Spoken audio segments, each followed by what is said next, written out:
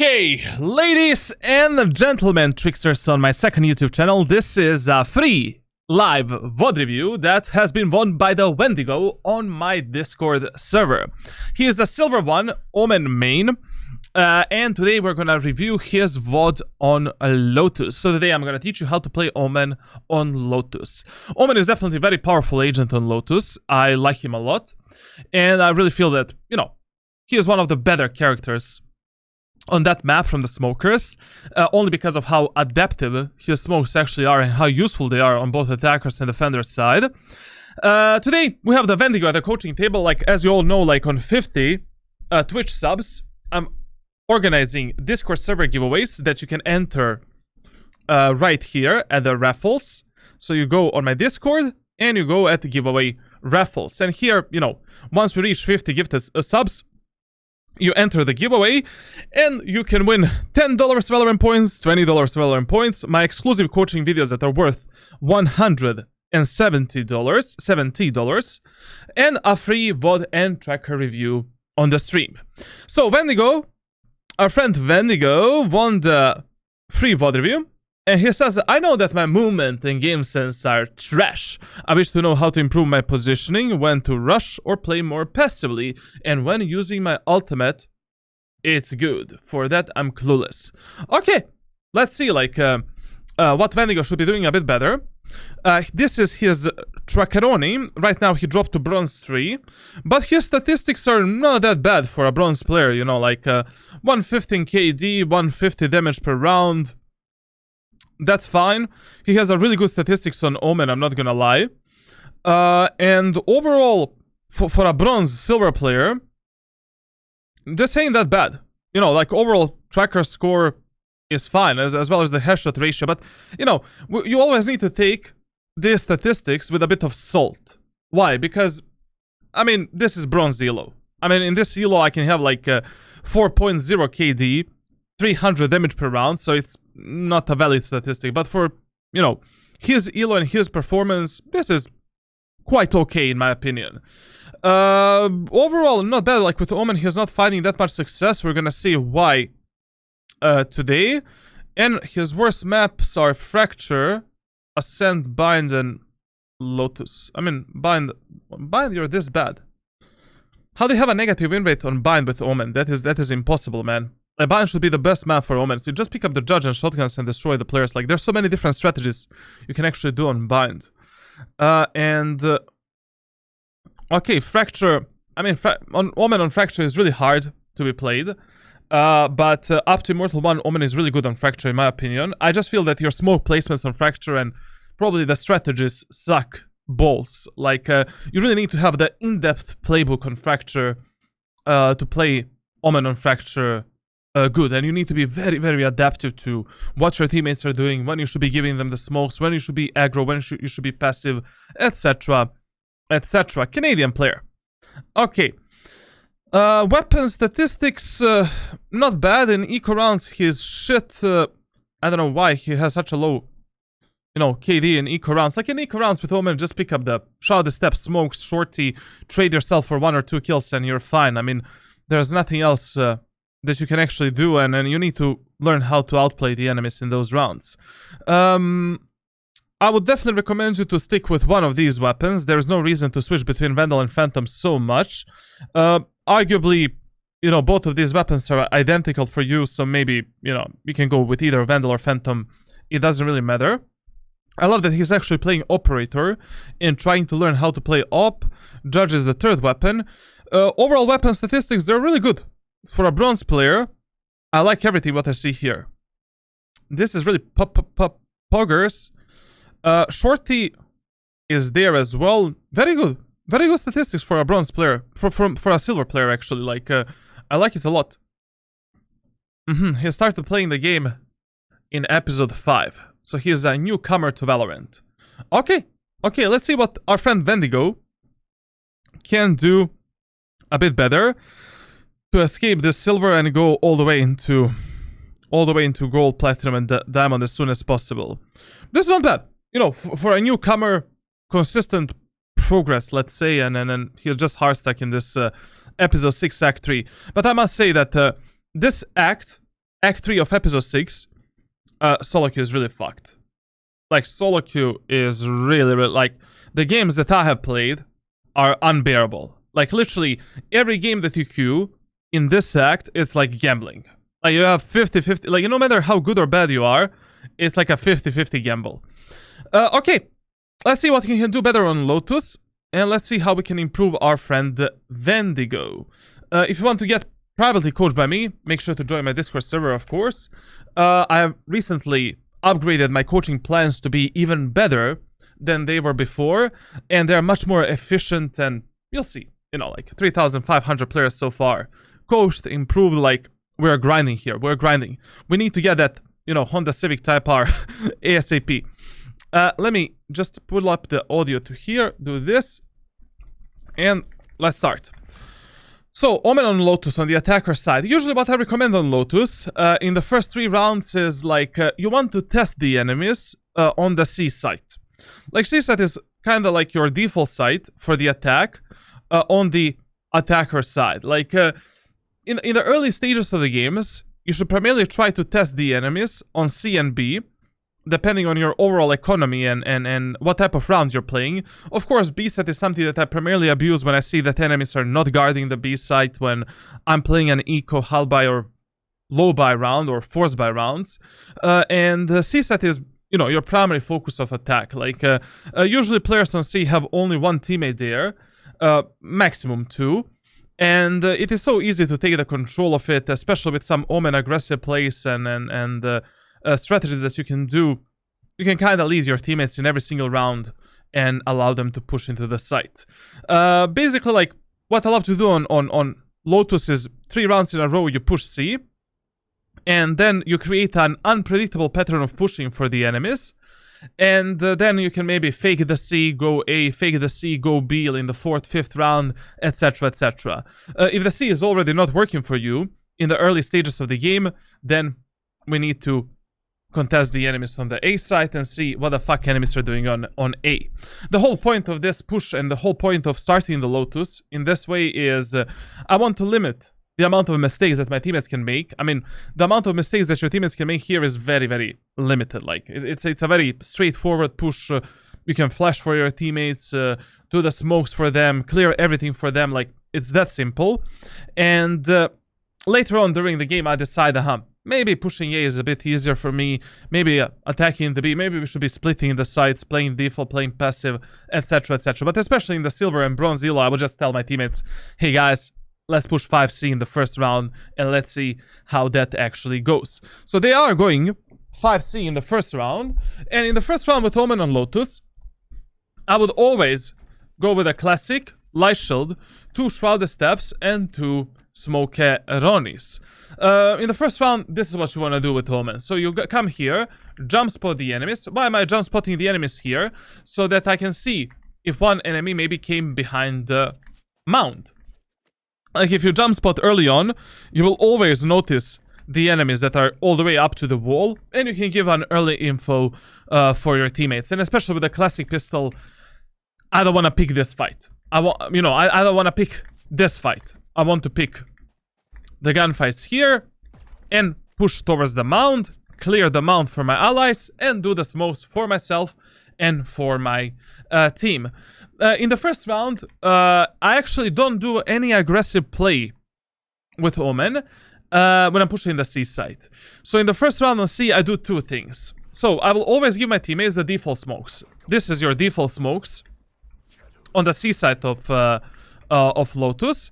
And in the first round, I will either teleport here to extend the range between me and my teammates and to apply the positional pressure onto the enemies, so I can maybe pick the enemies from here and then move into the site. Or I will teleport right here in this cubby position, and from this position try to aggress the enemies and make the sandwich out of them as my teammates are pushing from the waterfall right here. So if your teammates are already pressuring the enemies here, I will just do this TP, ba ba ba, ba ba ba, ba ba ba ba ba ba, or I'm gonna go ba ba ba ba ba ba ba ba ba ba ba ba, and then ba ba ba ba ba ba. Now, this type of a teleport, I'm not gonna do if I'm playing against the Killjoy. Because usually Killjoys love to put a setup where Alarm Bot is here, Nano is here, Nano is there. So if you end up here, you know, you're gonna get absolutely fried and fucked. So that is how you know, in the first round, we're just doing this, waiting to see how our teammates are gonna push or whether we should push, doing this TP here, and from this position, I'm taking the side control. Now, let's see what he's gonna do.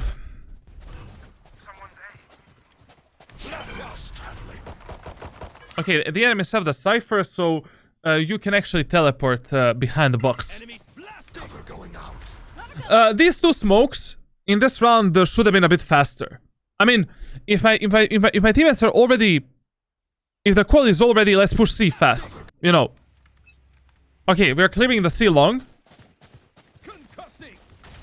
I would not clear it like this in the first round. It's too much of a risk. Like with a classic pistol, taking this long range gunfight, it's an absolute sudoku, baby. Like, you need to understand which fights you want to choose and when you want to choose these fights. Like this fight, like, you know, I cannot choose it with, I cannot fight this fight with a Stinger, with a Spectre, with a Classic, with a Judge, etc, etc. Like, with a Classic, I behave towards the Classic like I have a shorty in my hands. Like, I just want to close the gap with my teammates, abuse the triple shot potential, and, you know, just rip off the enemies completely.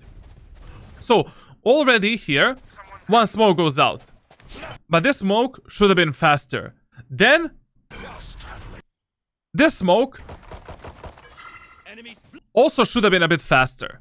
So we protect our Brimstone. And as you're doing this smoke, you need to move together with your teammates. I see a lot of Omen players, how they're playing Omen is like, you know, they're pushing, and then they do the smoke like this. They're pushing, do the smoke like this. I mean, if your teammate is already here, you know, pushing in front of you. Bro, okay, we cleared this. No problem. I'm gonna do this, and I'm ready. I'm there to go with my breach. Use your smokes as you're pushing the choke point, as you're pushing the long area of the map. Close the gap with your most aggressive teammate. Support your most aggressive teammate. Voila! You're there to play on a refrag potential. And now, as my breach is aggressing the Cypher at the back of the site, bam! Ba. Cypher is dead. Or I can simply just teleport here, and now I'm playing with my breach, and I'm killing the Cypher together with him. Like, you need, like, whenever your teammates are in front of you, don't be afraid to use your smokes and run towards your teammates. Even if the enemy peeks you here, so what? Cancel using the smoke, take the gun, fight that enemy. Fuck it. Like, keeping the proper distance between you and your most aggressive teammates is the #1 job of yours when you're playing Omen, especially in the first round. Cover going out. Gotta go. Blinding. Okay. Listen. Now, when it comes to like planting the spike on C site, this plant I'm gonna do if I don't have the smokes and I don't have the cover from CT. But if you already have a smoke in CT, you already have a cover, or your teammates are covering you up, it's always better to plant the spike like this. So you can play the post plant from multiple different angles and from the C long area of the map. Like, it's just, this is the best, you know, position to plant the spike. This position, you know, I'm gonna prioritize when I'm playing eco and halberd rounds, when I have a shorty shotguns, if I notice that my teammates are just playing from the site, or if I don't have any cover for my anal cavity from the CT area of the map. So, you know, in this round, we could have planted a spike for C long. Watch out. Reloading. Not bad repositioning. Ooh! Unlucky. Okay.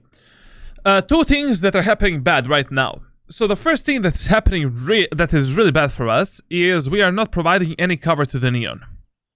That is the first thing. Second thing, this Omen smoke means that enemies are gonna push to that smoke. So right now, I would try to play inside of that smoke and try to outmaneuver the enemies. Or try to support my Neon as best as I can. Neon is gonna pick a first fight. And we need to support that Neon.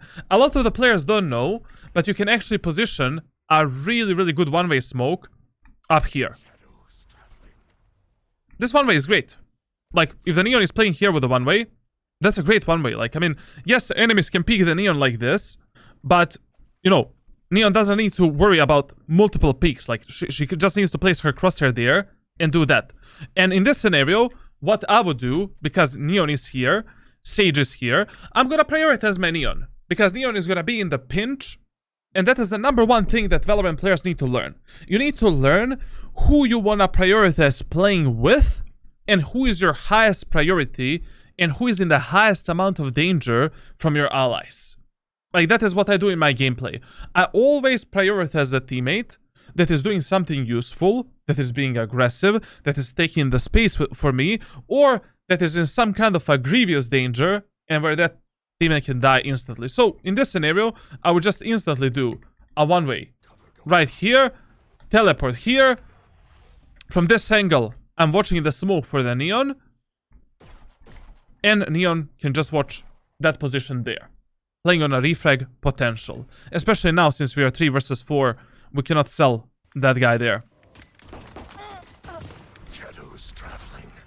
Even though this Sage did the most bonobo play she could have done, like, this is something that you cannot predict, and something that is out of your control. If your teammates die like this, fuck it. Nothing better you could have done. This Sage should have stayed hidden at the site. End of the story. These are the deaths that you cannot control in the game. If your teammates are making this type of mistakes, you need to clutch up, baby.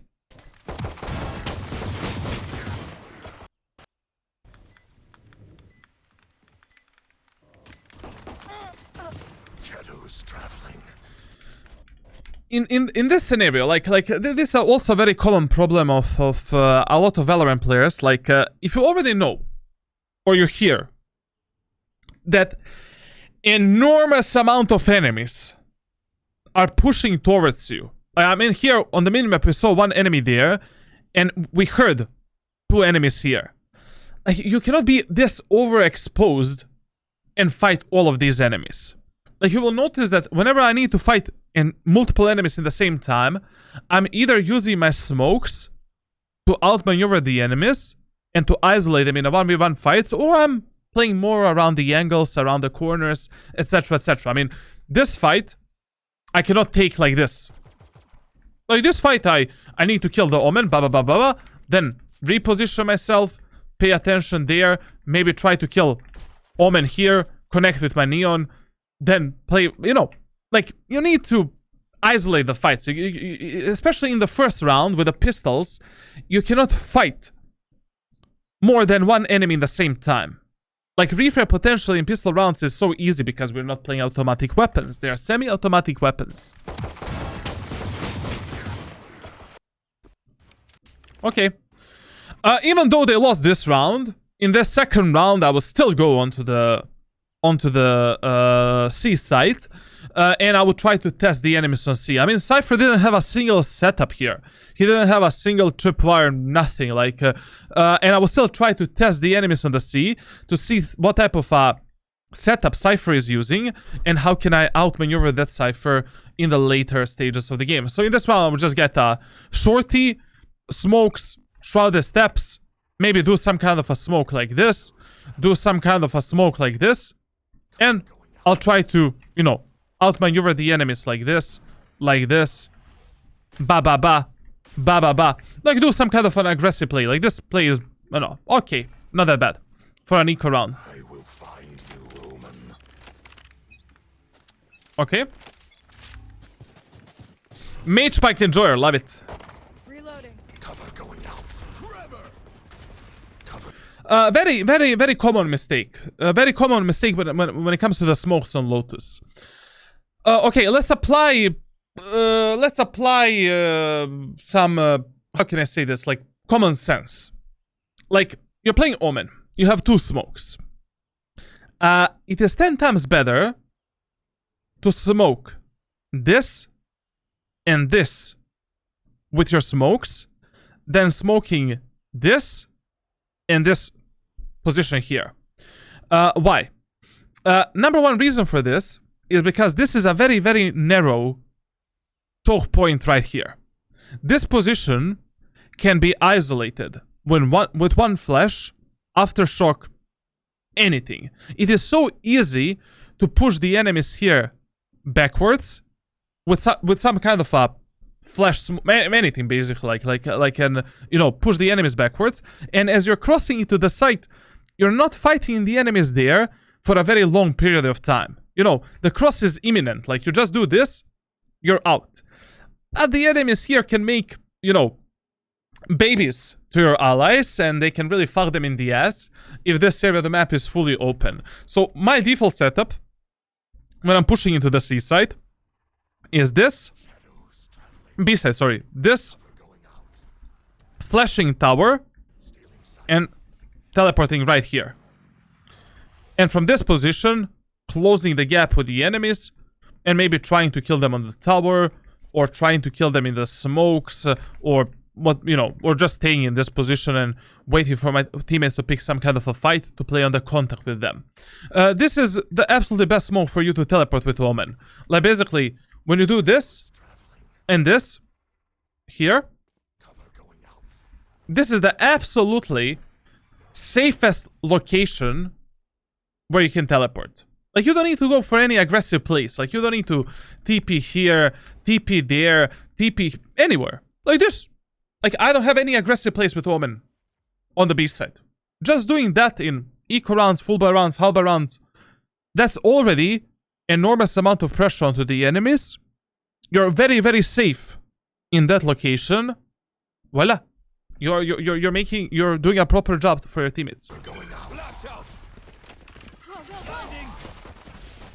So here, instead of crossing in the way that he did, like he just entered the site with his footsteps, I would actually use my shrouded steps to get to the bottom of the site to safely cross this location, and then maybe I'm gonna follow my neon with a spike, try to kill the enemies with a shorty in the smokes, try to kill enemies with a shorty on the tower. Like, I'll try to find a kill now, because you have only a shorty.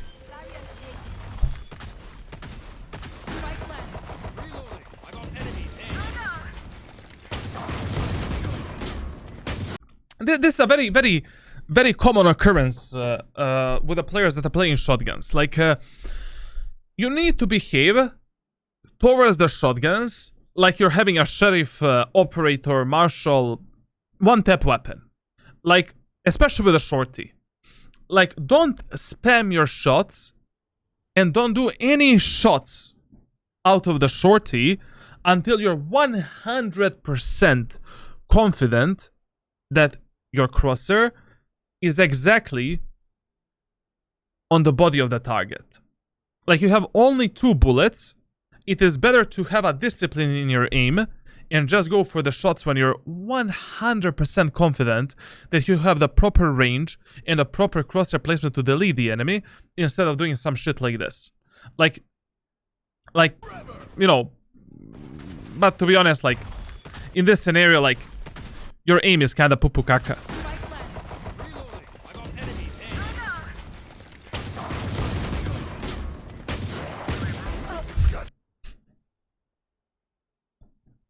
Let's just go forward. I'll go forward, man.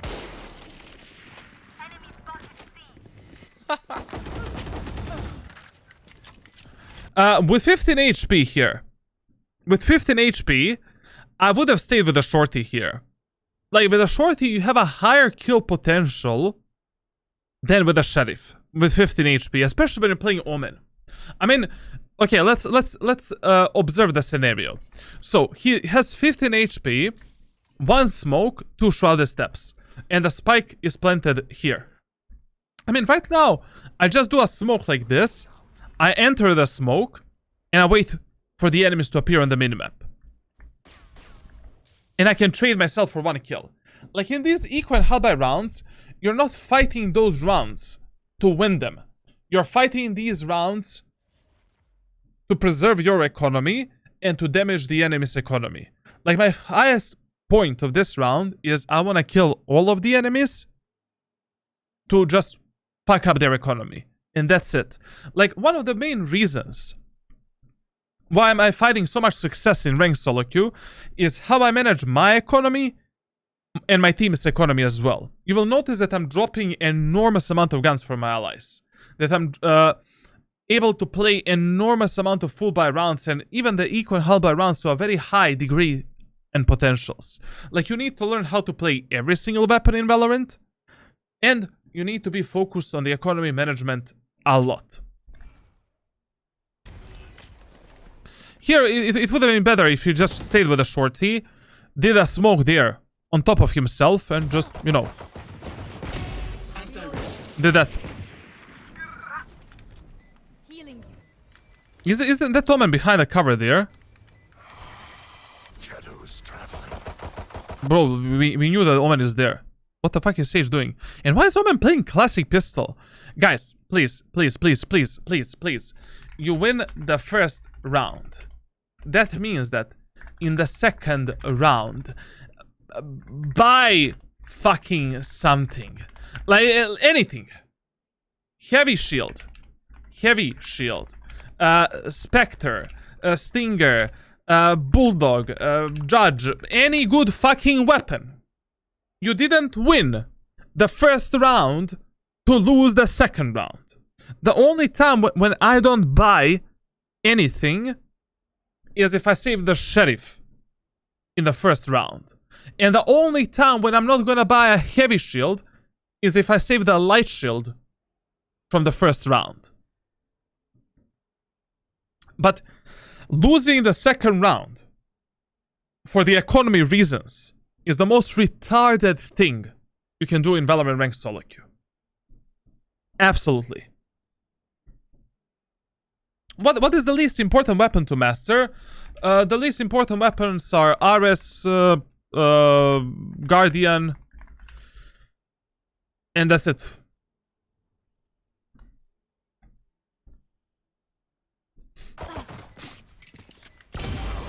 Okay. Good round.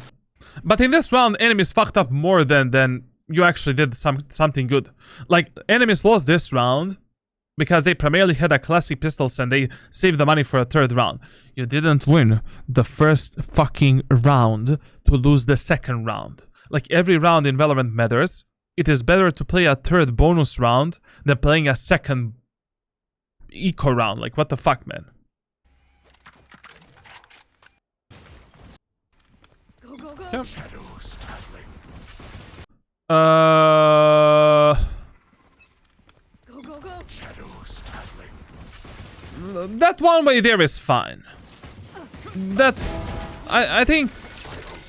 You know... I think that one way can be a bit better. Like, that one way is okay. To block the enemy's vision in the stairs and CT. Like... but I think you can place it on the right side here, which is a bit better. If I'm correct, like, just a second to find it.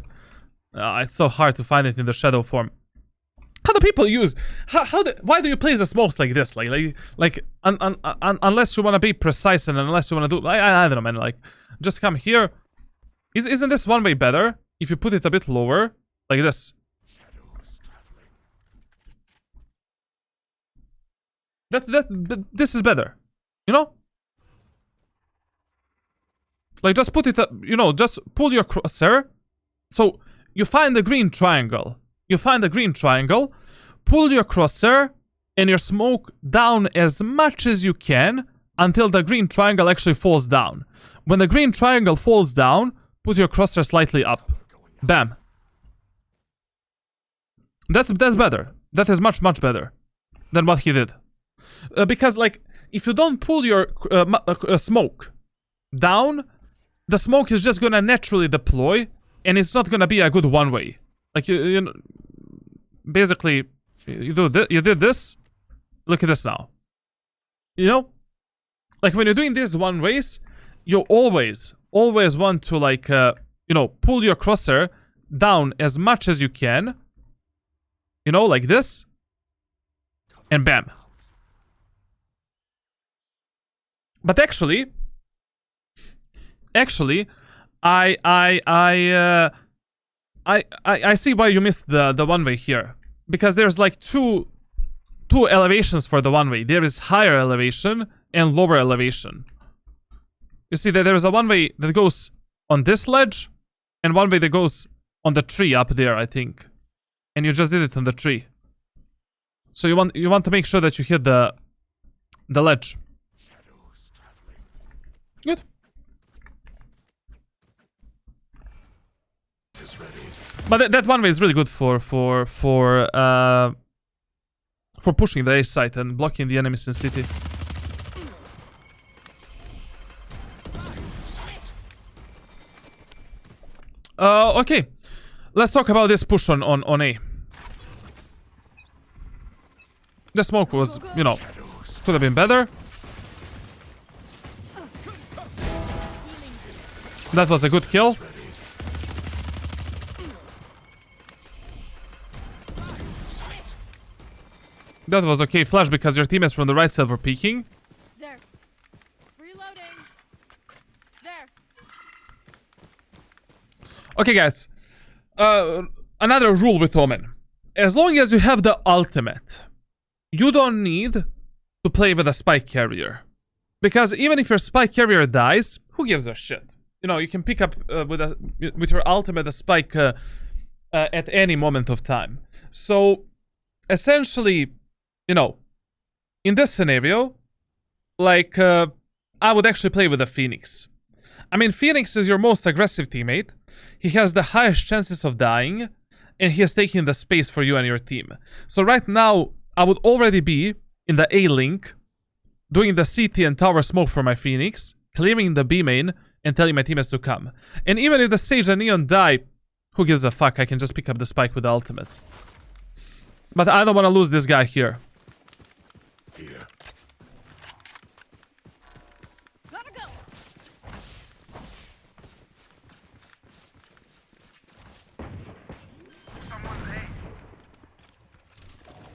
Spike planted. My ult's ready. Cover going out. Enemy A. Okay. Okay. Go. Not too shabby, not too shabby. Shadows. We've already discussed this smoke, like, you know, just, we have a better one way. You need to put it lower, down. Traveling. Reloading. Go, go, go. There.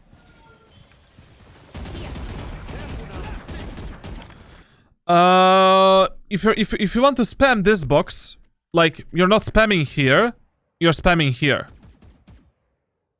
I don't know, like you know, like, enemy is not gonna be, you know, here. Enemy is gonna be stuck usually in this corner, like, so if I'm penetrating this box, I'm always gonna do this.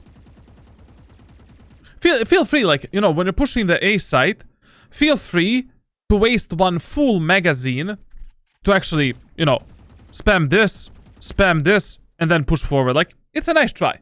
Maybe enemy is gonna be there, maybe you're gonna take an easy kill. It's better to... The more things you try in Valorant, the more success you're gonna find. Carriers. Died.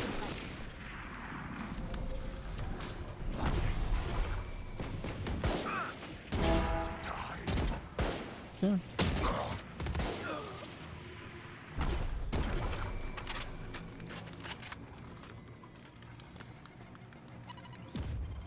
Our carrier is dead.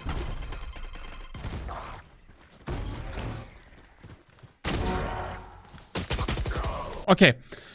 Let's talk about this round for a second. So, we're pushing A. Carrier is dead. Whenever your teammates are opening the doors and they're going from the doors, it is really good idea to give them this flash. Like, you will notice that when I'm playing Omen on Lotus, and if my teammates are opening the doors and I'm not going through the doors, I'm gonna be giving my teammates this flash. Like, just to push this enemy all the way back into the site, and also to eliminate this corner for my teammates here. Especially in the low elo lobbies, doing this flash will save the life of your teammates tremendously. And then, I'm just gonna be focused on giving my allies the smoke on tower, smoking CT, entering the site, and that's it.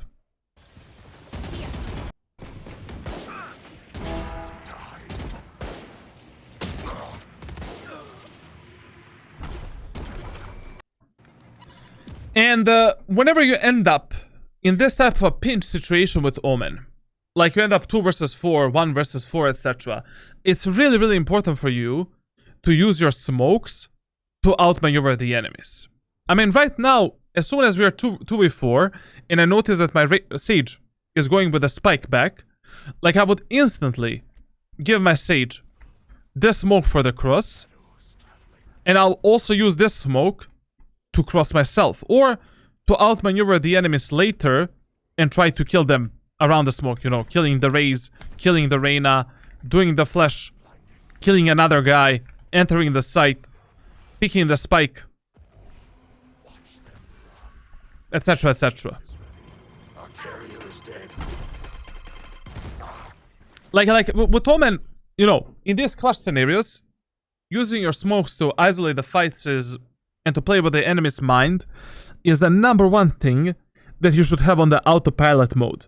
Like, essentially, if you don't use your smokes, you're fucked. And I don't know why you're playing Omen at all. Here, I will instantly, I don't know, some random smoke, fuck it, like smoke myself anywhere. Like, where I can isolate the fights with the enemies. Like, I mean, obviously, in this scenario, the best thing to be done is, like, some kind of a smoke like this.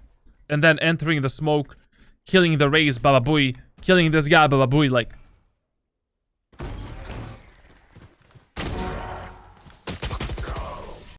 One thing that I like about this guy is that his aim actually feels good. For a silver player, his aim is very disciplined, very smooth as well, but reaction time is, you know, not there. Like, reaction time is, and reflexes are, like, you know, very, very slow. Oh, op. Op on the attack. I mean, yeah, when to buy op on attack. If you save it from the enemies, or if you know the exact locations that enemies love to abuse.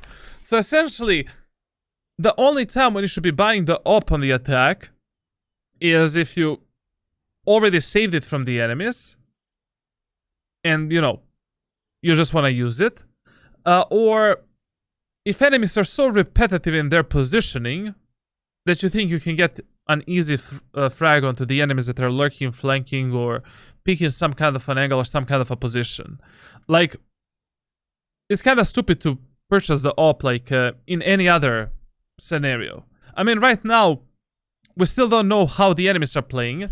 The only information that you have is that enemies love to play that angle there. So if I bought the op right now with Omen, I would instantly go for this type of a peek. Deleting that enemy, taking the numbers advantage from my team, and going back.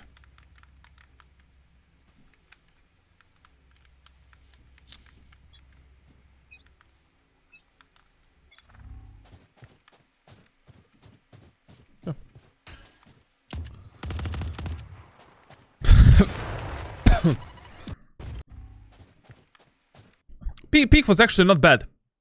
Like, you know, this peak was not perfect, but it was not that bad. To be honest, for a silver player, you know, this was quite fine. Usually what I do on this peak, I go with a crouch peak, like this. But, you know, that peak that he did was actually almost perfect. Just this crosshair placement here is, like, more for the Yao Ming than for an enemy, you know, that is gonna pick you from there. I mean, with the operator, I'm never aiming for the headshot of the enemies. Like, with the operator, you always want to make your crosshair placement be 20% lower than you would aim for the enemies with a Vandal or Phantom. Like, you know, if I was holding the enemy's peak there, I would probably hold it like this. It's pointless to keep your crosshair here. Like, You know, why would you go for the headshot with the op? Like, you know, just kill that enemy there. Yo, Gladios, 37 months, man. Thank you a lot, bro.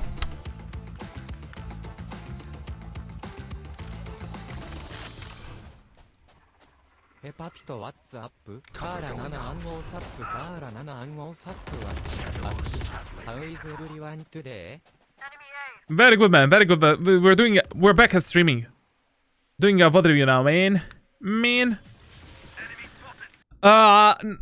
this round, like, once again, we have the same problem as in the first round. I mean, yeah, you have the ultimate. Yeah, you know, even if you lose the spike on C, we can pick it up with the ultimate. But why would I lose the two of my teammates that are pushing the site for a chance to help my Neon? Fuck this Neon. You know? Like, right now, your highest priority is playing with the Sage, with the Breach, and Neon is not important at all. Like you need to prioritize your teammates a bit better. Plus, Neon is AFK, man. I mean, this Neon right now is the Killjoy turret watching for our flank. You know what's funny? Look at the minimap. Look at the minimap, bro. Shadows traveling. Bro, Sage didn't even see her, man. What the fuck, bro?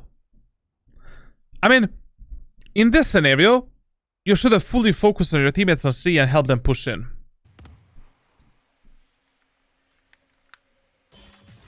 Enemy spotted C. The hunt begins. Our carrier is dead.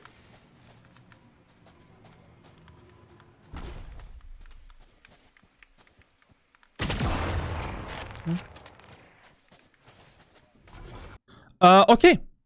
We know that Raze is C. We know that Sage is at the doors. Perfect. We're winning this round. How? By pushing the A site and picking the spike with a fucking ultimate. Right? We're not gonna push enemies on C long, right? We're not gonna take this fight.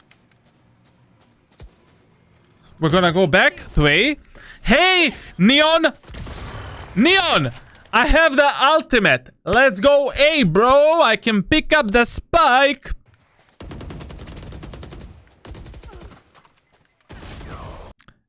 Or let's not do that and let's lose the round. One more thing. No matter what the fuck are you doing at a specific moment of time, if your teammates are picking the fight with the enemies and you have some kind of a flash, stun, daze, aftershock, I don't know, jizz that you can deploy onto the enemies, do that. You know, like if I already see that Raze is there, my Neon is pushing towards the Raze. In your autopilot mode with Omen should be, my Neon is there, Raze is there, bam. Let's go. Let's kill that Raze.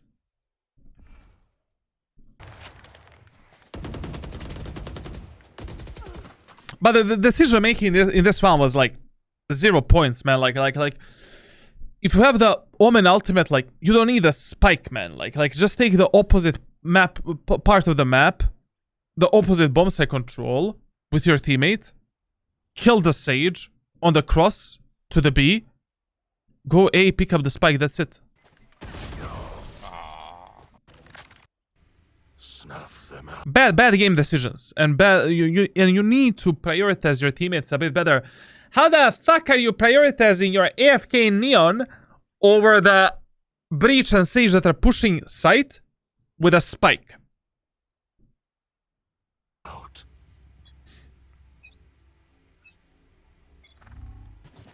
Cover going out.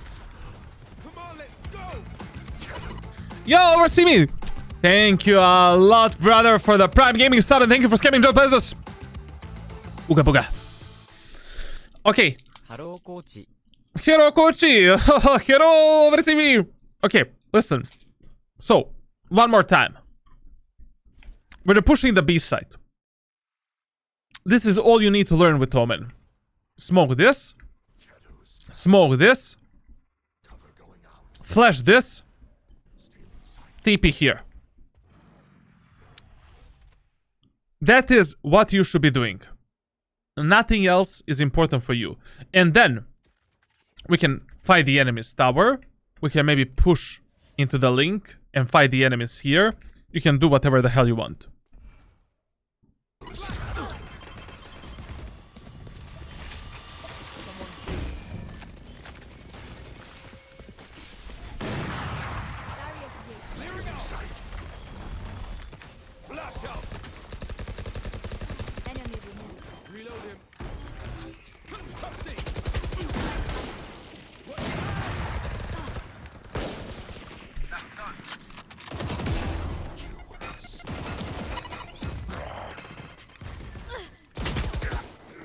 And this is, kids, why you buy the shorty as a secondary weapon.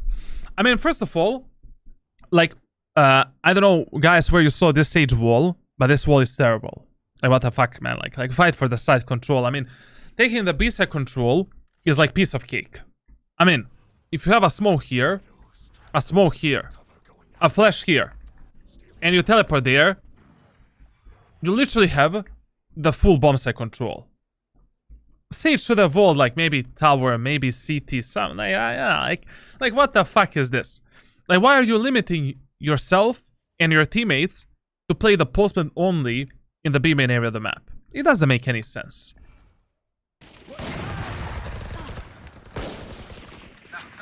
This kill here was fine, but you know, hunting this raise for the second kill was really unnecessary. Like, I would have just let this raise live a life. You know? I mean, Spike is planted for us. Yes, she has the ultimate, but she cannot kill all three of us with the ultimate. Let her live. You know, like, why would that? Why would you even, you know, hunt this guy?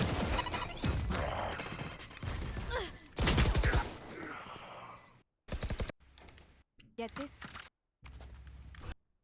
Shadows traveling. Enemy spotted. Going up. Very good kill, very good. Ooh. Mamma mia. Okay, one guy is flanking him.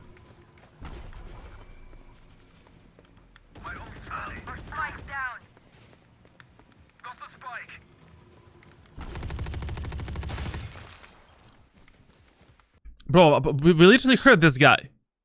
I don't know what type of headset like Vendigo is using. But I heard this guy pushing from here to here. Actually, there's two of them. I mean, if I already took 2 kills on A, I would have just watched the flank for my teammates there. Especially since he has the ultimate again, so he can pick up the spike at any moment of time. It really doesn't matter. Like in this scenario, I would have just be holding some kind of an off angle to kill the enemies that are pushing me from behind. Something like this. Kill. One guy. Kill the second guy. But okay, he was better than enemies.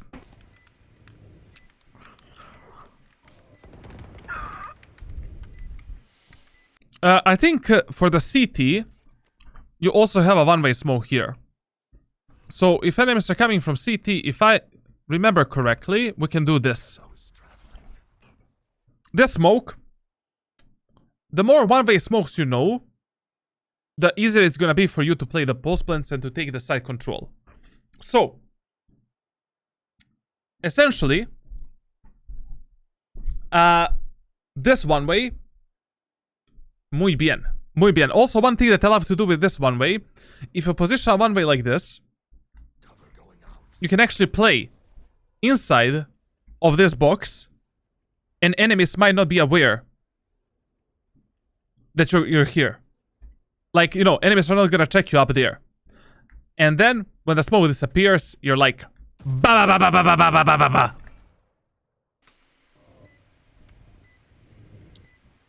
And there is absolutely no way that I would be holding this angle with 6 HP. Like right now, I'm just gonna be waiting for the neon contact, deploying the flash, flashing the Omen, taking the kill with the neon. And also, like, since we know that Omen is CT, I mean, we could have done the one way here, the one way here, for the tower. Voila!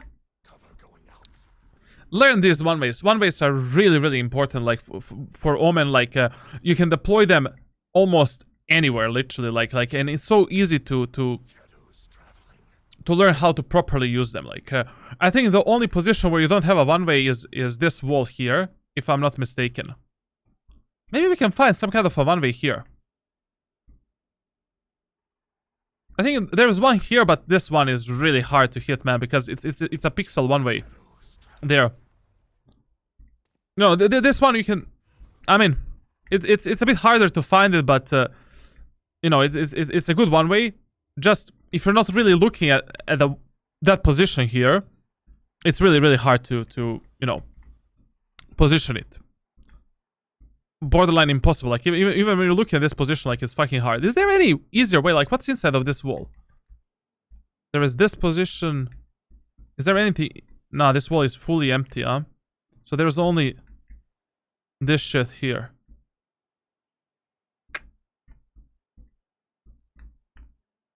Does the one way lands on this?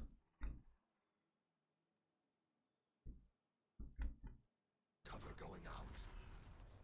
Interesting. So one way is actually land on these Cover going out. things.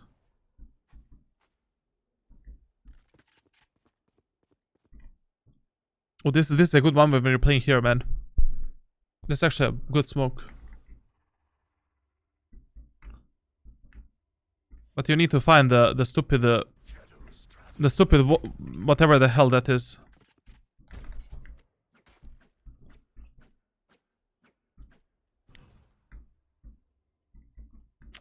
Nah, the only one we have for the B main is like literally just this shit here. But this is really hard. Like I doubt I can do this like consistently. Okay, move forward. Cover going out.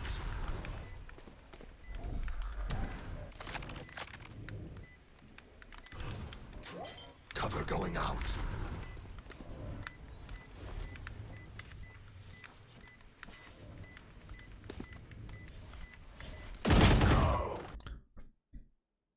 I have no idea why.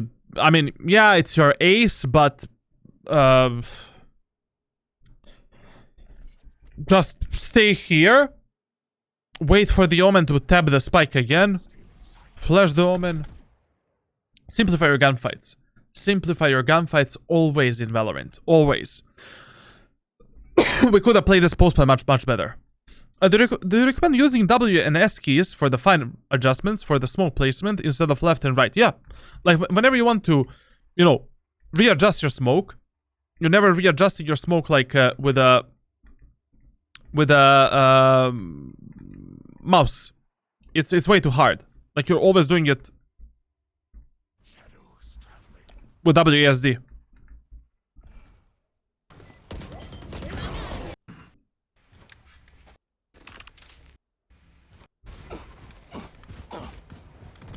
Shadows traveling. Flash out.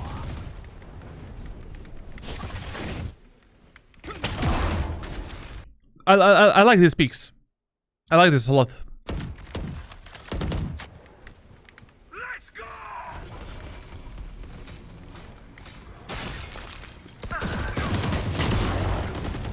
I know exactly where you are.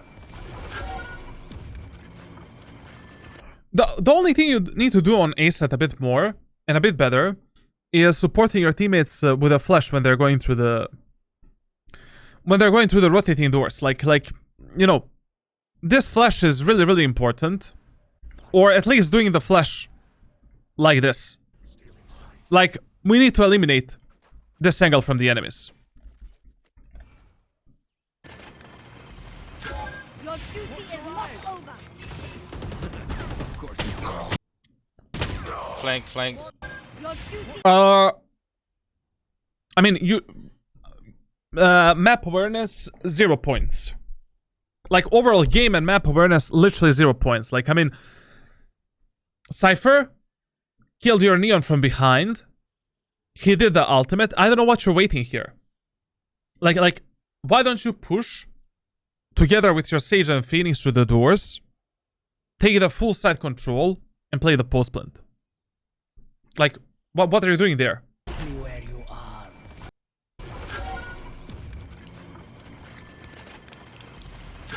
Your duty is not over.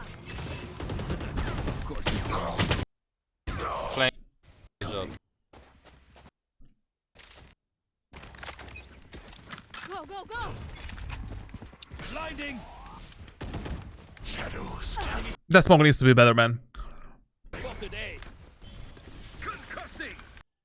Okay, one more tip. Like, when you're going for these type of peaks here, mix them a bit. You know, go for the peak from here. Go for the peak from here. Go from the peak from here. Go from with this type of a peak as well. Like, so that you're not way too predictable for the enemies. You know, like, if I see you peek above this smoke, maybe in the next round I'm gonna take the operator, hold you there, bam. But if you peek me from this angle, I won't be expecting you. I'm out of here. My ultimate's ready.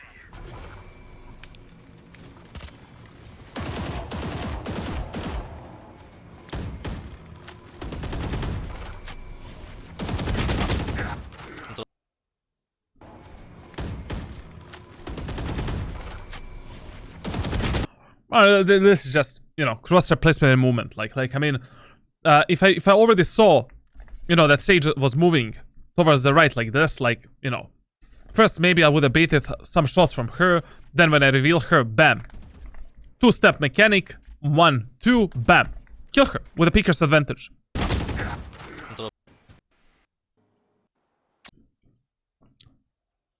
Anyways, I really feel that you should be fighting a bit more with your teammates that are pushing through the doors and trying to support your teammates at the rotating doors. If you're already scared to push through the A main area of the map alone. Like, I mean, in the A main area of the map, like, what I love to do with Omen, if I'm going alone through here, so let's say I flash for the enemies, you know, I give myself this smoke, I flash the enemies there, I love to do this. And then from this angle, engage the enemies as my teammates are pushing in. Then I can jump spot the enemies, reveal the enemies, enter the site. Like, I mean, your teammates died way too many times here. If you notice that your teammates are dying somewhere, you need to figure out a way how you can support them and play with them. Like, I cannot leave my teammates that are dying 3 out of 3 rounds in the rotating doors playing alone here. I'm gonna go with them. Or I'm gonna try to support them in any possible way.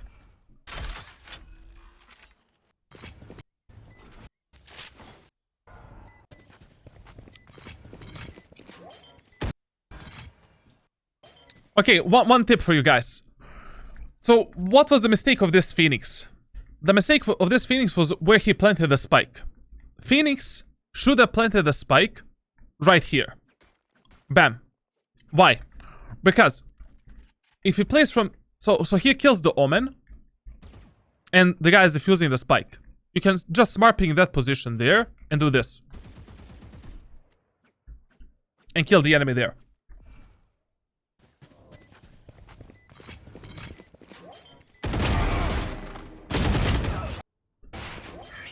Actually, even on that position, I think he could have, like, spammed the Cypher. Yeah. Look at me. I know that I am by your side. Actually, sorry. My mistake. When you're using this spam spot, you need to plant the spike, like, close to the box there. So the enemies have a lower radius where they can actually defuse the spike. Then you can actually smart ping this position. Ping, will you go, please? There. And just do this. There's no way you're not gonna kill the enemy that is defusing here.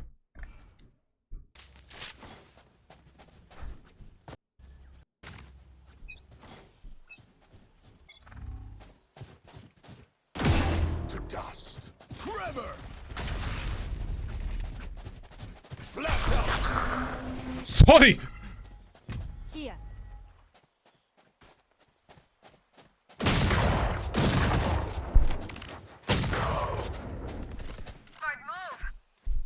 Spike planted. Here.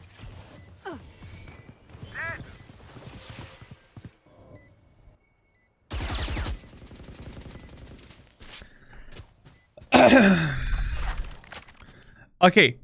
Okay. So, he kills the Cypher like this.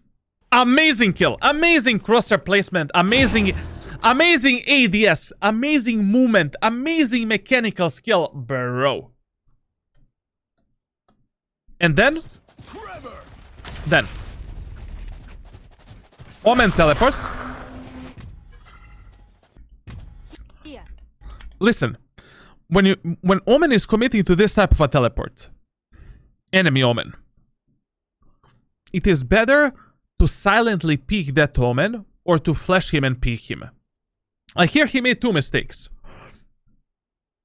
Whenever you can take some kind of an easy gunfight for yourself, take an easy gunfight. Like if I know that Omen is stuck there, he committed to the teleport, flash him, peek him, kill him. If you don't want to waste your flash for that Omen, I would have just walked up to the Omen and I would have went for the fast swing or pull out the shorty and just delete that Omen. But instead what he did is he made these footsteps and he picked the Omen with a W key and strafing left. And that, you know, reduced his picker's advantage a bit. He was not ready for this fight, and that's it. Especially once he survived here. I would not re-engage this Omen in a clean gunfight. I know that Omen has a Bucky. Flash the Omen. Like, right now, you know, God gave you the second chance. Use your flash. TP up here. Bam.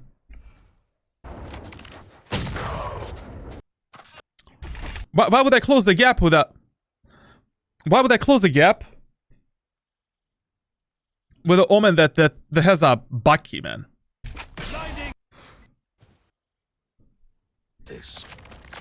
The whole point of playing Valorant is to simplify the gunfights and simplify your rounds as much as you can. Flash out. Cover going out. Enemy A. Reloading.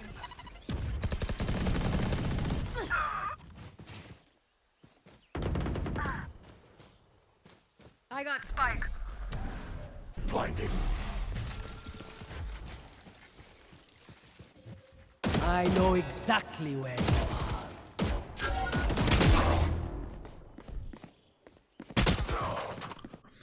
are. I love how inconsistent his mechanical skill actually is. Like, I feel, Bendigo, my friend, that you need to... First of all, when it comes to your mechanical skill, reflexes and reaction time needs to be improved to much higher degrees. Like, you can improve that only in aim trainers, and the best way to improve, like, reaction time, reflexes, and general reaction onto the enemies in different colors is aim trainers. You can use some of my public routines for that, like you can do whatever the fuck you want. That is the number one thing that I would try to improve if I was you. Second thing is, your aim is like going from a diamond player to a bronze player. You need to have some kind of a consistent routine that you're doing on a daily basis. Like, I mean, I cannot make that for you based on one VOD review, but you know, like there should not be so many inconsistencies in your mechanical skill. Like it's okay to be, you know, like how can I say this? Like it's okay to suck in one match and in another match to be good. For an example, consistently bad and consistently good, depending with who and against who you're playing at that moment of time. But having this much inconsistencies between a gunfights that happen like, you know, within 1 minute, what the fuck?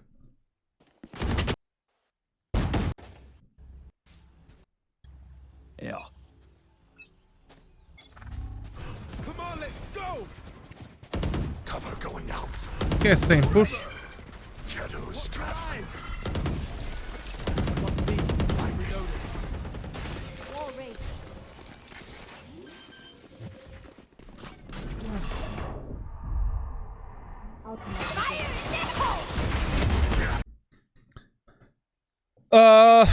I don't know what to tell you. Like when you're pushing the B site, you're very very slow compared to your teammates. Like your utility needs to be faster, and you need to like basically. So we're pushing B, and the call out is let's push B fast.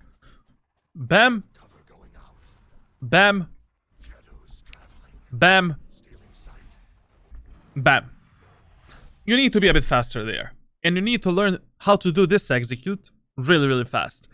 This is very safe execute. There's nothing that can fuck you up. End of the story.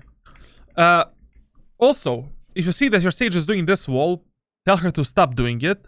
Like, it's better that she walls something else, like CT, tower, link, than doing some shit like this. And narrowing you down only to this area of the map where enemies can destroy you with the utility.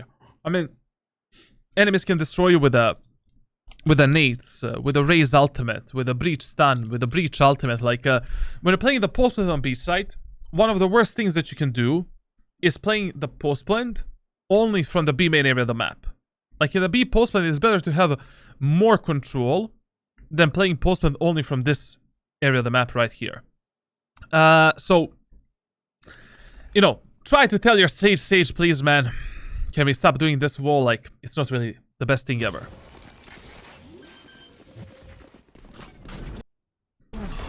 And here, to be honest, after you got flash, like, I would have just disengaged this. Like, I would have just used my shrouded steps to go into the B main and let my Sage plant the spike. I mean, Omen flashed you, Raze is deploying a boombot, a nade, like, you know, this is a very fucked up scenario.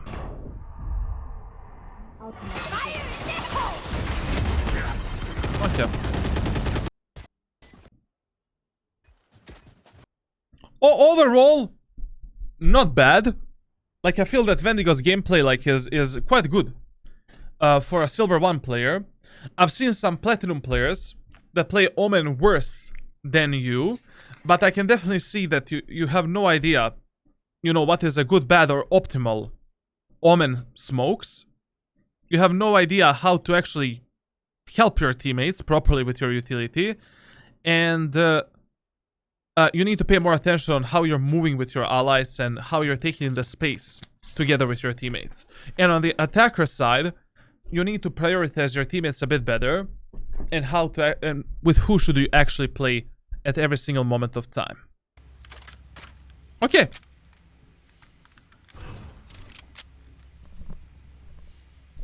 On a defender side of Lotus, your quote-unquote default sites are the C site and A site.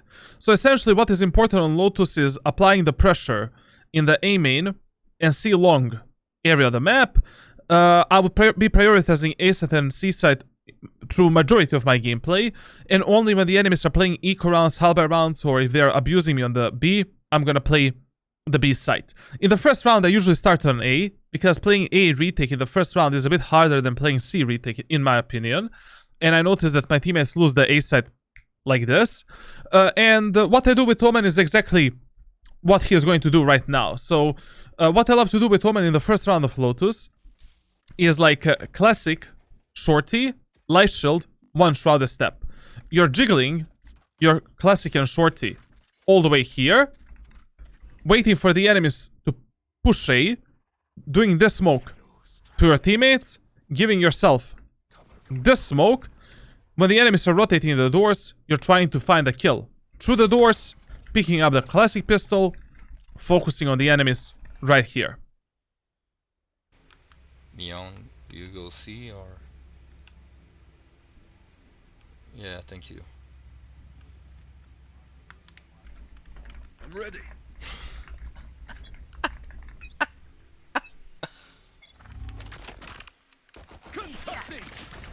I got enemies. Flash out. Why is this a problem for the players in Valorant? Why is juggling the weapons a problem? Tell me, guys. You're consistently spamming. Drop to drop. Drop to drop. How is this a problem? Like drop to drop. Drop to drop. Drop to drop. Why is this an issue?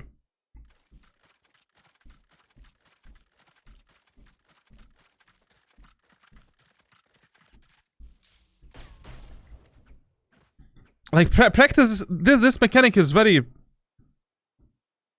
It's very important. Like not only for this round and for these type of strategies, but generally, you know, when you want to drop some kind of a weapon from the map, you know, let's say my teammate has the operator here. W key, drop to drop, drop one drop, drop one drop, drop one drop, drop one drop, drop one drop, drop one drop. See you later, op. Let's go see. Especially when you're doing these classic pistol shorty strategies, like on Haven, for an example. Like on Haven, we have a classic pistol shorty strategy right there. So you want to juggle the classic all the way into this position. Like you cannot play a classic pistol shorty strategy without the classic pistol beneath you. It's easy to practice it. Like, I mean, just go in a custom server, like 20 minutes, job.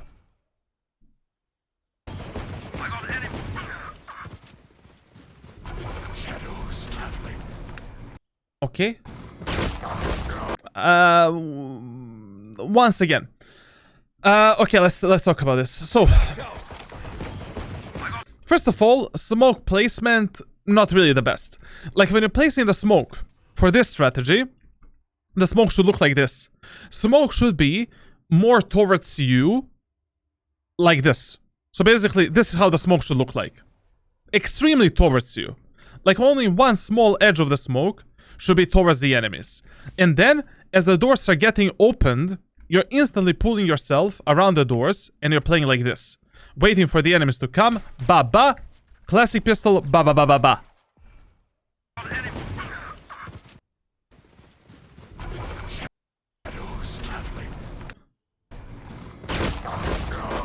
And I don't know, like with shorty, like you're just gambling way too much with your shots. Like you need to behave towards the shorty like as a sheriff, just for the close range gunfights. Like with a shorty, I'm not just randomly shooting around like as soon as I see the enemy. I really make sure that my crosshair is where the target is at that moment of time. I mean, I feel that you're just, you know, kind of panic a bit with the shorty. Like, chill down, calm down. Like, just one shot from this gun can delete an enemy with a light shield or without a shield that is pushing you through this area of the map. Oh, fuck you.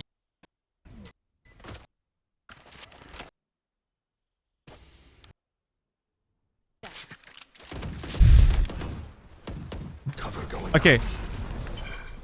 Barrier created. Just one tip. If this tip applies for both first round and also for this round right now. If the enemies are already pushing A site, I would first give my teammates the smoke as soon as I hear the enemy's footsteps, and then I will do this smoke. Just to protect my teammates a bit there. You know, to give them a bit higher chances of survival.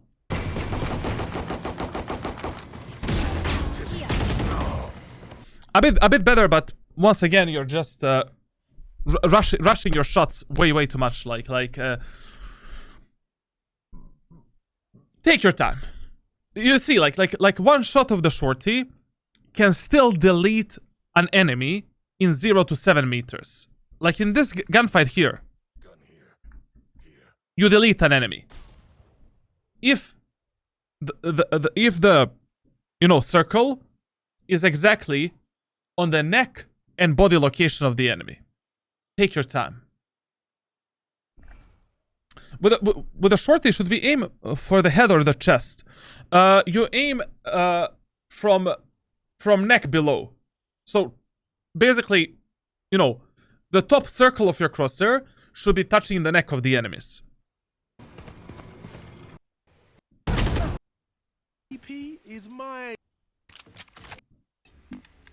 Cover going out. Okay. One more tip. If you're playing around this one-way smoke here, I would never recommend you to pick this angle here if you're playing Omen. So what I would do is this, and now playing with a one-way from here. And enemies don't have time to cross the one-way, and you have a full control from this position. The only reason is because when you deploy a one-way from this spot, one-way still doesn't deploy, and if the enemies are peeking you, they might delete you on this angle. And this is a very, very common angle that you can never hold statically.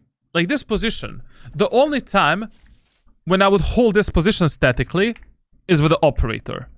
Like this. But if I have a Vandal, Phantom, Bulldog, like, you always need to jiggle peek this angle, hold it like this, and then, you know, kill the enemies. But if you're controlling C-Long with the Omen, like, just do this, and that's it. It's better. Shadows traveling.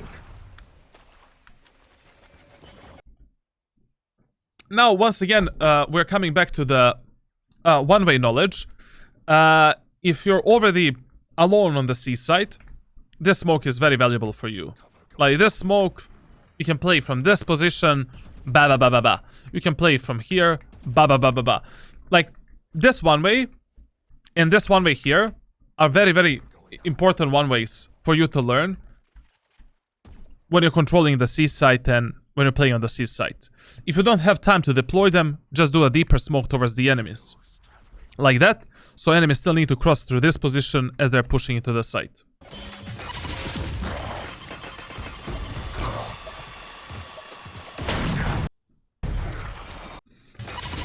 And this position where he found himself right now, so this angle, where the fuck are we? Lotus. So, this area of the map, I would absolutely avoid playing alone, number one, and number two, playing when I have a long-range weapon. Like, the only time when I would play at the back of the site, here, is if I have a short-range weapon, or if my teammates, you know, are playing on the site. And we can play some kind of a crossfire or some shit like that. But in this round, especially because you're alone on the seaside, I would prioritize my life over anything else. And number two, you know, this off angle here is just brutal to kill the enemies, especially with a one-way applied on that position. Like, you know, what the fuck enemies can do. If they're pushing into the site, there are easy kills for you. You can easily reposition yourself, go back into waterfall, etc, etc.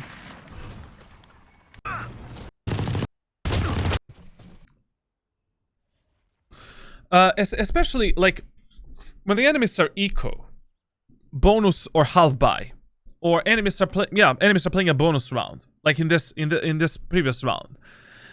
If you're alone on some bomb site, majority of times it's better for you to stay alive and play retake with your teammates than trying to contest the enemies alone.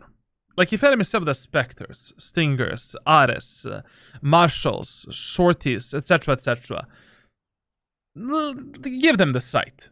You know, prioritize the long-range gunfights and prioritize staying alive over actually dying for the site control. Especially if you're playing on the map like Lotus where rotations take ages. And it is just better to play a retake with your allies instead of dying alone on the actual bomb site. Like a lot of the players in Valorant, I feel that they see the blood way too much and they have a mindset where they need to do everything alone. Like this is still a team play game. I mean, some bomb sites you simply cannot defend alone.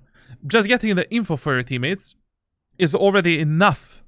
And your teammates can start a faster rotation, faster flanks, faster lurks, and, you know, let's retake the site together. Especially if the enemies are playing an eco round, halba round, they're already pushing to the side. Like, just fuck it, man. Like, TP away, get the fuck out, and that's it.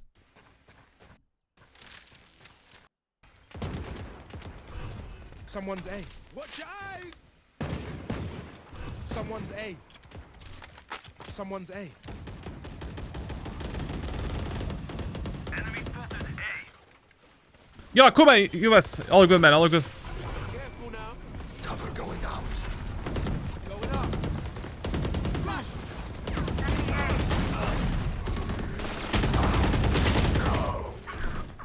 Six. Cover going out. Going up. Enemy spotted A. Okay, this one is fine. I have nothing to shit about. Cover going out. Going up. Flash. Like, this right here... this right here is the main reason why I recommend to players, like, when you're playing deathmatch, play the fucking gun game. Like essentially, you know, in Valorant, you need to learn how to utilize every single weapon to the absolutely highest potentials in every single round. Like, and when you're playing deathmatch, for an example, or practicing your aim in practice range, don't only use Phantom and Vandal and Operator. Use the Stinger, use the Spectre, use the Judge, use the Shorty, use the Frenzy, use the Ghost, use the Sheriff, use the Classic, Bulldog, Marshall. Essentially, no matter which weapon you have, like, you need to learn how to abuse all of these weapons here.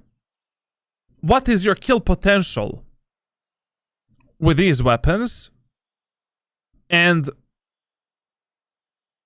to learn how to control all of these weapons. I mean, here, he only missed these kills because I see that he's not very comfortable on the Stinger. I mean, look at this. You know, that was a fucking shit show, like, of the aiming and crosshair placement and everything. Like, I mean, if I was going there for the kill. Going up. Flash. First of all, I would have swung this angle as my Phoenix was fighting. Like, you baited the shit out of your Phoenix for no reason. That gunfight between the Phoenix and the enemies in the doors lasted an eternity. You should have helped your Phoenix. And second thing here, it's completely fine on this range. Let me just go there. Chunga. It's completely fine on this range to go for the full automatic fire with the Stinger. I mean, on this range with the Stinger, I'm not gonna go for the burst fires. Why the fuck would I do that? Like, one of the biggest powers of Stinger is the fire rate of the Stinger. And the time to kill is extremely low. Like, here, I would just do that. Like, but, you know, you need to learn how to control the recoil of the Stinger. Like, basically, you know, I see a lot of players, they just don't understand when the recoil is gonna kick in, and that's why they're scared to go for the full spray. If I was fighting that Sage, like, I would just go for, you know, like, I would not even think. Like, there's no reason to burst fire with a Stinger on this range. If the enemy was maybe here, maybe I would be going for, you know, jiggle peek shots and try to kill the enemy like this. But in this, like, on 0 to 15 meters or 20 meters, feel free to go for the full spray with a Stinger.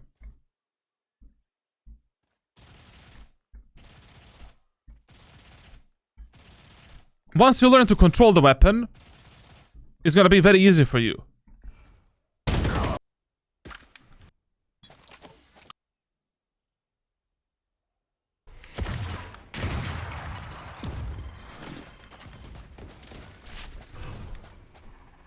Cover going out.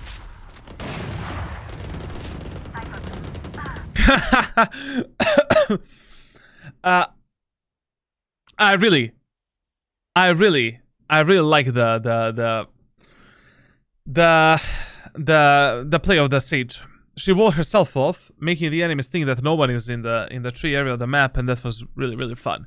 One huge tip when you're playing Omen, if the enemies are pushing your teammates on the A side, as soon as you hear the enemies opening and rotating doors, you should be giving your teammates a one-way smoke up there. Like, you need to be very fast with it. Like, that one-way can be a deal breaker for your teammates to defend the doors here of the map. Shadows traveling. But, you know, if you already have a judge and a sheriff in your hands, personally, I would prefer to use a fucking judge. I mean, judge is a better weapon. So right now, if I already know that both Reyna and Sage are stuck in the tree, what am I doing here with the sheriff? You know, let's just use a shrouded step here, close the gap with the enemies, wait for the enemies to push around these doors, rip them apart, man. Like, what? Why would I be risking my round by trying to be a fucking tens, man? Like, that is the most stupid thing you can do in Valorant. Like, try to replicate, you know, these 0.0001% players in the game. Fuck, simplify your gameplay. The more simple your gameplay is, the higher success rate you're gonna have in solo queue. Like, there's no reason to fight this fight.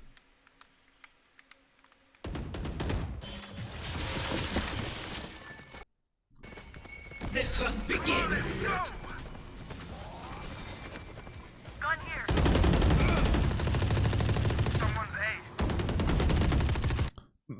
Yeah, you're kind of baiting your teammates a bit too much, but, you know, it's okay, but still not okay, you know, like, if your breach is already going out, taking a kill on the Sage, and you see on the minimap that Reyna is literally on the left of you, go out.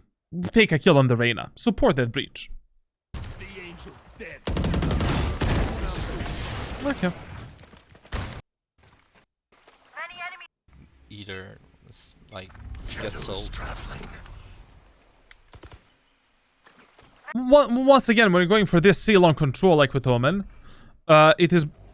If you're playing alone, you know? Like, it is just a bit better to just go for the smoke and then teleport here or there and just control the C-long from this position. It's... You know, like, you don't have... Like, when you peek this, smoke is still not deployed for you. And enemies can be looking at your face. Many enemies B. Let's go. Stealing sight. Blind. Enemy spotted B. I don't know what's happening with the smoke in this round, but if the enemies are already pushing B, Cypher is already on the site. I mean, it's kind of logical to give our teammates a smoke on the B because that's how we protect them. Spike B. I don't know what happened in this round. Like, usually this doesn't happen for him, but he should have done the smoke for his teammates, like in the B main. And one more tip, like, even if you save the sheriff, but you're playing operator, fuck the sheriff, buy the shorty. Drop the sheriff out of the map. We don't need it. It is 10 times better with an op to have a shorty, especially if you're playing Jet, Omen, or some kind, or Raze, like, than having a stupid sheriff. Like, like with op, you can fight mid and long range gunfights. With shorty, you can delete the enemies in the close range gunfights. I mean, here, when we're going for this push on the B, like, we can just do the smoke here, chill in the enemy smoke. If the enemy Omen teleports, kill the enemy Omen. Oh yeah, like in the company, man. Like, they cannot keep the servers for more than 1 hour and 20 minutes. You know? 1 hour 30 minutes and you're out of the server. They don't get that much money from the skins. Like, you know, we need to donate. We need to make a Patreon for Riot Games to make this game better. Imagine if they had a community maps. A community map can, like, just last for, you know, for like 30 minutes. Bro, I still cannot believe we don't have a fucking replay system in the game, man.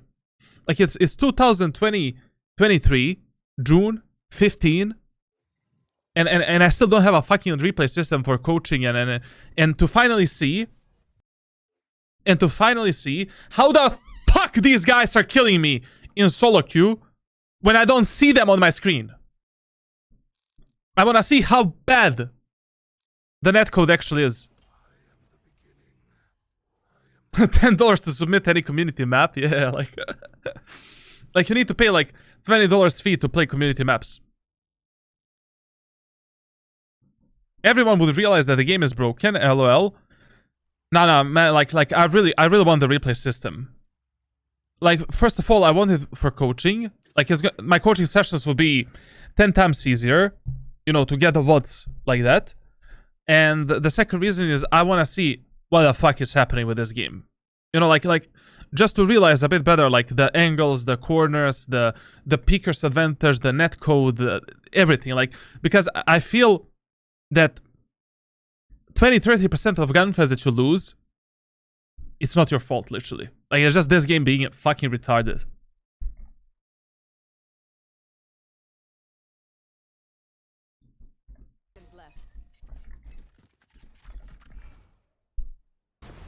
Cover going out. Enemy spotted.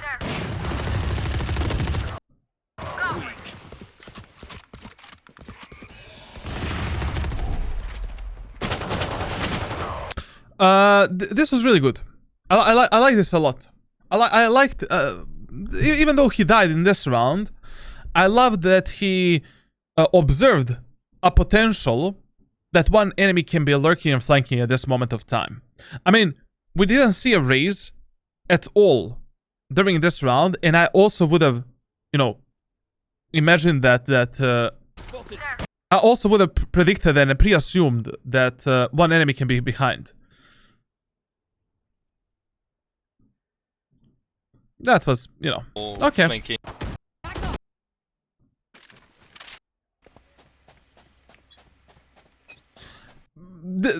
My friend Vendigo here, like, he's not a bad player. For a silver player, this is really good. Utility usage is, you know, here and there. He's missing, like, I feel with Vendigo, like, if I had a 1 month coaching with this guy could have easily been, like, I don't know, Ascendant Immortal 1. Like, his mechanics are quite solid for a silver player, but my dude is clueless, like, when it comes to what he wanna do on the map, which timings are fucking him up a lot. Like, a lot of times he ends up in a situation where he just doesn't know what to do, and that's, you know, something that you need to fix through the VOD reviews, through, like, game knowledge in this game is everything. Like the more you understand how to play different scenarios, the better player you become. Like, for example here, what are we doing? I mean, you have the ultimate. Play something, man. Like I don't know, like, okay, in the last round, we demolished the enemies on the B side. So the highest chances in this round is that enemies are either gonna push A or push C. Since I have only my stupid Phoenix on the A side, I'm gonna play A side myself. And if the enemies are going C, I can just teleport on C and that's it. Like, but what are you doing here? Like, in the limbo area of the map, not supporting a single one of your teammates at all.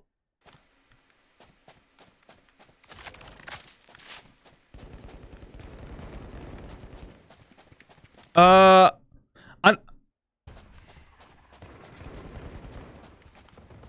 going Very good smoke. Very good smoke. out. Very good smoke. Very good smoke. Enemy C. Headshot. My ultimate is ready. Very good smoke. Very good smoke.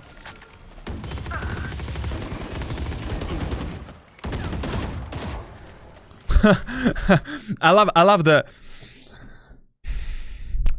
the inconsistencies in his mechanical skill. Like as I said in on the attacker side, in one round he is a diamond aimer, in other round bronzy within him, like hits in. Stealing sight.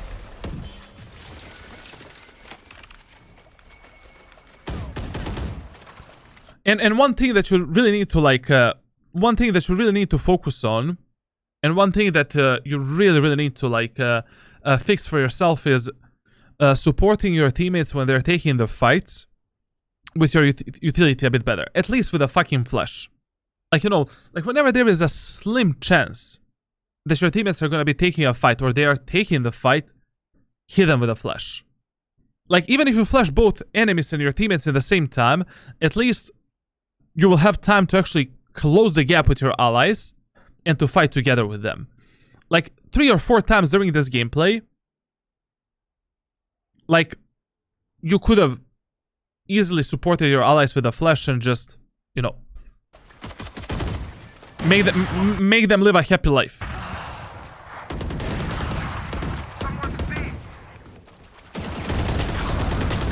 You will not. I don't know what to tell you here. Like,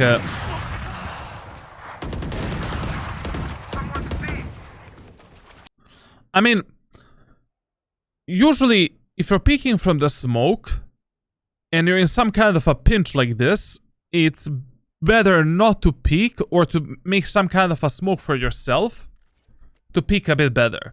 Like in this example here, like what also you could have done, you could have deployed a smoke like this, which completely isolates this Omen into a 1v1 fight, and this guy here into 1v1 fight. But in this scenario, probably I would have just waited to see what enemies are gonna do. Like, peeking from this smoke was a bit of a suicide because, you know, Omen is here, Reyna is here. Taking those 2 kills is borderline impossible. And going for that peek is a bit of a sudoku. Who's traveling? I was explaining this way too many times. Like, I explained this a lot of the times, like in this VOD review. Yeah. Well, how are you on Stinger? Oh, guys, this is a team play game. Ask your teammates to drop you the gun. Tell them, you stupid motherfuckers, I'm carrying you. This round, I'm taking an ace. Give me the fucking Vandal or Phantom. Thank you very much. Domo arigato. You know, let's win this fucking... Like, why are you playing a Stinger in this round? Your teammates have money to buy a whole Burj Khalifa, man, in Dubai City, man. Like, you know, yell at them. Tell them something. I don't know. Tell them you're smurfing. I don't know, you lie to them. What do you mean they won't drop? If like, okay, then instead of buying a Stinger, you should have went with a Judge. You know, like, it's better. Yeah.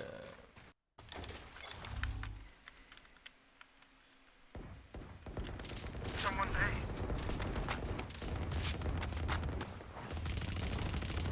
I got enemies A. One thing that you should definitely focus on when I'm playing Unranked to Immortal series, and when I'm playing any series, is how many times I actually lie to my teammates. Like this is still a mental game. Like, and mentality and your communication plays a huge factor in like you know, how much chances you actually have to win a specific match. Like, you'll see that I manipulate my allies like in multiple different ways to either protect them, do some kind of a play, or to get some kind of a benefits from them. Like, either baiting them and trading them for a kill, or lying to them in some kind of a way. Like, you need to be very, very, you know, manipulative in solo queue if you want to have a higher success rate. Blinding. Reloading. A lot of times also in my streams you will see that I give my teammates a fake info just so they are focused on a bit different area of the map where I think they should be focused at that moment of time so they don't die in some kind of a stupid way. Like you need to do something like that in solo queue because players in Valorant are very undisciplined. They don't give a shit about winning.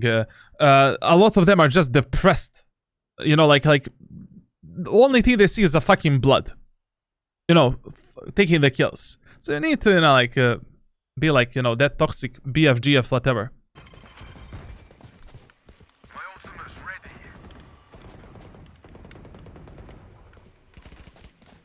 Enemy spot blinding. Come on, let's go. Many enemies A. What? Cover going out. The hunt begins. Enemy A. Your retakes on the A site with these close range weapons are terrible. Your weapon decides which type of gunfights you can play.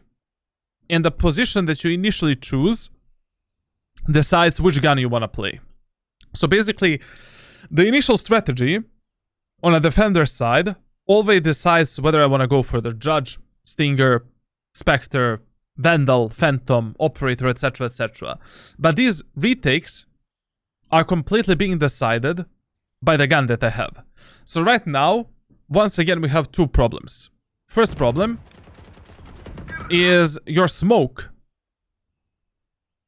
Your smoke for the tree area of the map was late, and also you should have done the one way to completely stop the enemy's push there. Second of all, the pathing that you chose to retake the, to play on the site is bad. I mean, what are you gonna do with a Stinger and Shorty from this position? Maybe you can take like one kill if you go for the ADS burst fire, but if I already have a Shorty, I'm doing this smoke, I'm doing this smoke, dropping on the site, ba ba ba ba ba. Ba ba ba ba ba. Like, I will not be fighting the enemies from the backside. The hunt begins. Enemy A. And on this range with a Shorty, with a Stinger, sorry. Like, on this range with a Stinger, you need to go for the ADS. Like, and ADS is very, very easy to control. Like, ADS of the Stinger has a spray pattern. Actual fucking spray pattern. Like in CSGO. What is the spray pattern? It goes up left. Always. Always up left. Up left. Up left. Up left. Up left.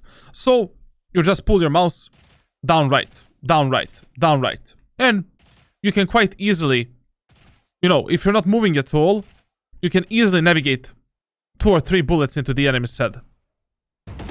If the RNG gods actually bless you. I'm out of here. Oh, damn it. Your overall retake here just didn't make any sense. I mean, if I'm playing with a close range weapon, no matter what's happening on the site, I need to find some kind of a pathing. I need to find some kind of a pathing to close the gap with the enemies. Like, when the enemies were already not on the site, I needed to drop down and play from this position and try to kill the enemies. Here, here, here, etc., etc. Now, if I already chose this and I teleported here, I would have instantly dropped a smoke like this. Bam. And I would drop down together with a smoke.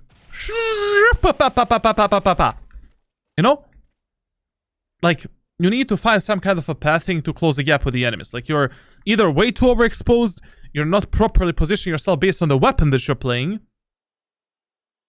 and you're not finding the high skill potential for that specific weapon.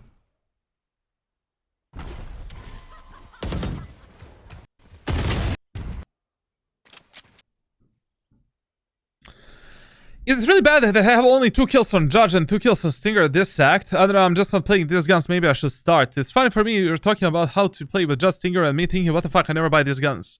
If Stinger and Judge didn't exist in this game, like 30% of my kills would be out.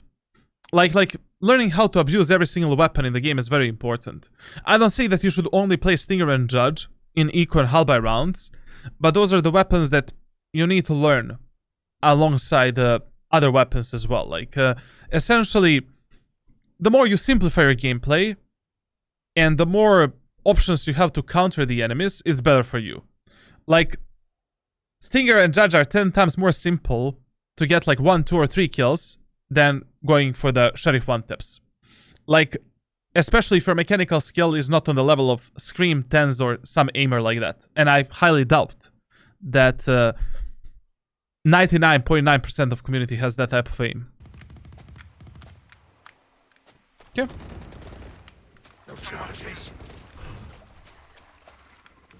Shadows traveling. It's really good that he didn't rotate at this moment of time. Like, there is no reason to rotate fast if your teammates are already stopping and delaying the enemy's push, and if your teammates are already having a fun time playing against the enemies. If your teammates are good, you're good as well. You know? Very good smoke for your allies. Let's see how the round pans out. Last time when the enemies pushed the B site, enemy Raze lurked through the C. Very good observation by the Wendigo. Very good usage of the brain power. Let's see how the round goes right now. Nice try. Okay.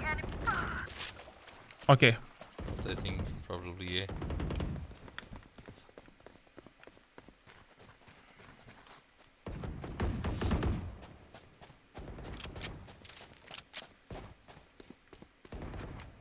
Woo! But on the other hand, my man, pay more attention on the minimap and what's happening for your teammates. I mean, here, you know, when you're rotating, when you're not doing anything useful, like when you're not anticipating the fight with the enemies, especially when you're playing Omen, your eyes should be locked on the minimap. Here, as soon as I would have seen the Raze there, I would have given my teammates a smoke. Just to protect them a bit. Why not? Like, just to delay the enemy's push a bit, maybe give them a chance to survive or take a kill through the smoke, why not? They still don't have a smoke. They still don't have a smoke. They still don't have a smoke. Now they have a smoke. Sit down!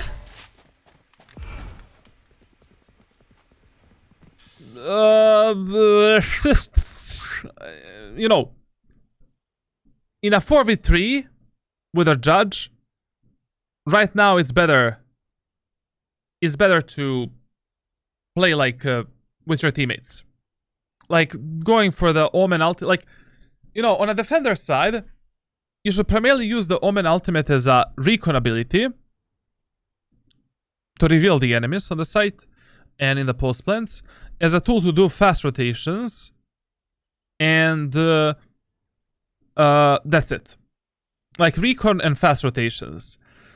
On the defender side, like, almost never you should be disconnecting from your teammates and using your teleport to go behind the enemies.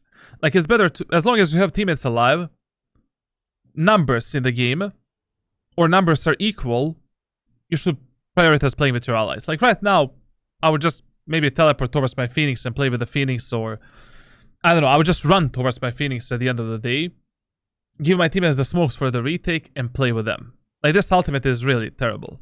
Watch them run.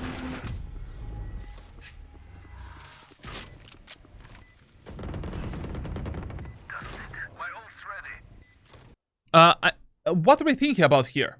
You know, whenever you have a judge or a close range weapon, your primary focus is closing the gap with the enemies.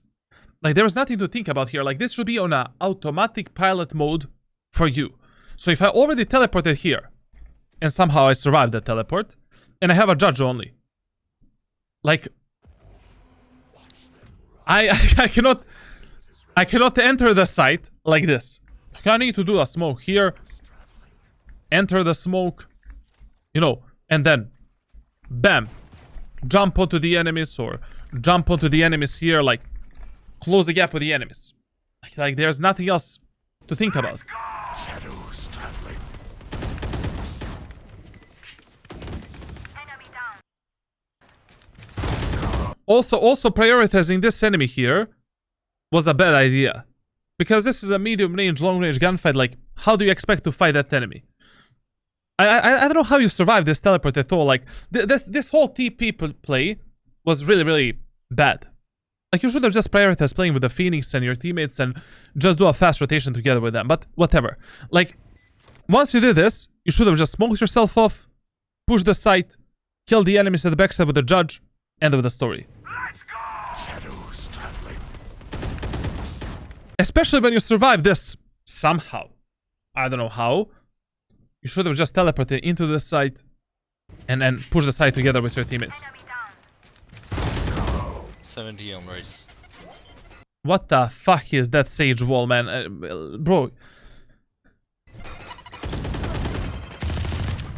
Like, because of this type of shit, you're losing a lot of your matches. I cannot believe that Sage is using this wall.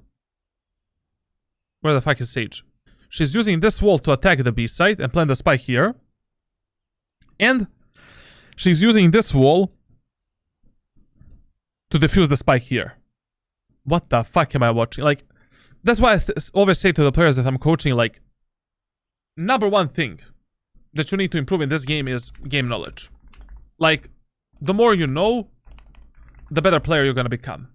Like, tips, tricks, utility usage, execute, strategies, tactics, metas, different team compositions, how to play every single map, first round, second round, third round, eco rounds, hull by rounds, what is the best thing to be done on a specific map, what is good, bad, and optimal on a specific map. Game knowledge is, I think, like 50% of your win potential in Valorant. Minimum. Number 2, your game decisions. Number 3, your team play. Number 4, your adaptiveness. Like, once you improve these 4 things in the game, without even touching your mechanical skill, you can be already Immortal 1 player. Without practicing any mechanics, just playing the game. And improving these 4 things right here. Game decisions are like, you know, I would say 10% of your overall win potential. But your game decisions become better as you're improving your game knowledge. Your team play becomes better as you're improving your game knowledge. Your adaptiveness becomes better as you're improving your game knowledge. And then at the 5th place is your mechanical skill, which is essentially like your movement and aim. And, you know, like, movement and aim are still very important, and, you know, it's like 20% of your overall win potential in gunfights, rounds, and matches. And then at number 6, 7, and 8, what you need to improve as a player is your training and preparation before and after the matches. It needs to be good. You need to have a consistent routines, consistently working on your problems, etc., etc. You need to improve your communication and your overall attitude and overall mentality in the game. Like, all of this is like 5%, or let's say, yeah, this is around 5%. Like, communication, attitude, and mentality will impact like 5% of your matches. This here is like 75% of your win potential in the game. I mean, in the last 1.5 years, you know, my mechanical skill is just getting worse and worse. I'm getting older and older. But in the last 16 months, I didn't touch any aim training. I think I did like 10 death matches in total. Yes, I have a lot of FPS experience, blah, blah, blah, but you know, I'm getting older. My reaction time is getting lower. And, like, I still got Radiant in the last, like, what? In the last 1.5 years, I got it how many times? Like, 6, 7? I think 7 times in total. And I got top 75 and top 100 players in Europe. This is very important in Valorant. Like, especially game knowledge. Like, the more you understand what is good, bad, and optimal within your gameplay, and how to properly play this game, it's easier gonna be for you to reach like Immortal 3 and Radiant in a very, very short period of time. And that's why, you know, coaching is very beneficial in Valorant, and you should be joining my Discord server and get the coaching from me. Okay, guys, that's kind of it from this VOD review. Anyways, this is a free VOD review, so I'm not gonna go that much in depth. I think we discussed some important topics for the Wendigo, and on every 50 Twitch subscribers, like, we're doing a VOD review giveaway on my Discord server. Actually, it's not a VOD review giveaway. It is essentially a giveaway where you can win $10 Valorant points, $20 Valorant points, exclusive coaching videos, and a free VOD and tracker review.